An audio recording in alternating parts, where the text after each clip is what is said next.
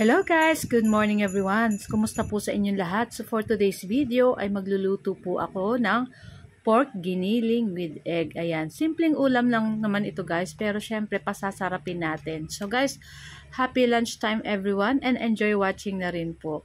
So yun nga guys, so nagpakulo muna ako dyan ng tubig at maglalaga ako ng ating eggs. So yung ginamit ko is 6 na pirasong itlog.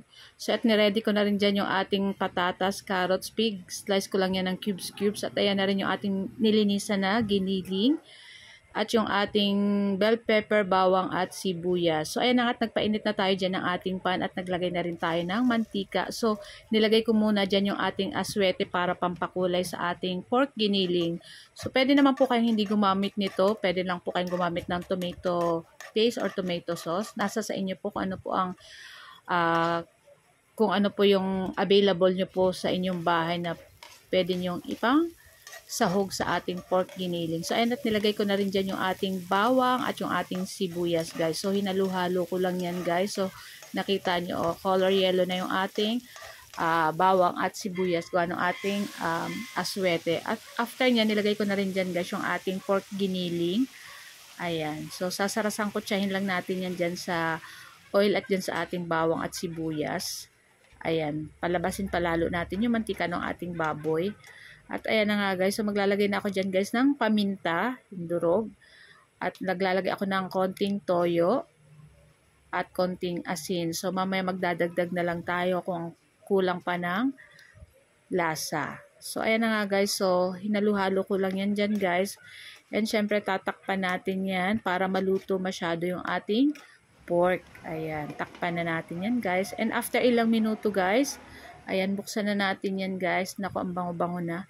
At sana'y naaamoy nyo. Ayan na nga at hinaluhalo ko uli yan guys. At medyo malambot na yung ating pork. Siyempre ilagay na natin dyan yung ating patatas at yung ating carrots. O, shala, diba? So, ayan na nga at luto na rin naman yung ating pork. So, para sabay na silang maluto ng ating patatas at ng ating carrots. Ayan, sabay-sabay na sila dyan. At, ayan, tinakpan ko ulit ng konti minuto para maluto. At naglagay pala ako dyan guys ng seasoning para mas may lasa yung ating pork giniling. Ayan, so nasa inyo po kung ano po ang gusto nyo pong ilagay ng mga ingredients. Nasa sa inyo po. Pwede rin po kayo maglagay ng raisin or pasas. So ayan na nga guys, so luto na yan guys. So naglagay na ako dyan ng ating bell pepper. So last nating ilalagay yung bell pepper dyan at saka yung ating green peas. Kasi mga madali na po yan maluto. Kaya sa huli na natin yan nilalagay. So yan na nga guys. So ilagay na natin dyan yung ating green peas. So gumamit lang ako dyan ng isang latang maliit. Kasi 3/4 lang naman na pork giniling yung nilagay natin dyan guys. And 2 pirasong patatas, 1 pirasong carrot, saka 1 pirasong bell pepper. So yun lang naman guys yung nilagay ko dyan guys. And syempre yung sibuyas, 2 piraso na medium size at yung ating bawang na 5 piraso lang ang nilagay ko dyan na panggisa.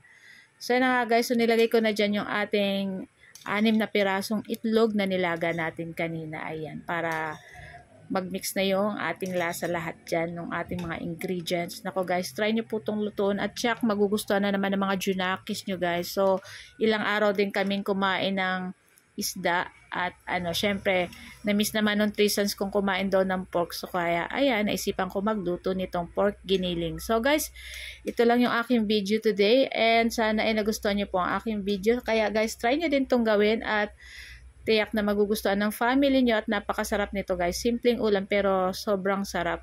At syempre dapat samahan natin ang pagmamahal tuwing nagluluto tayo para sa ating mga minamahal sa buhay.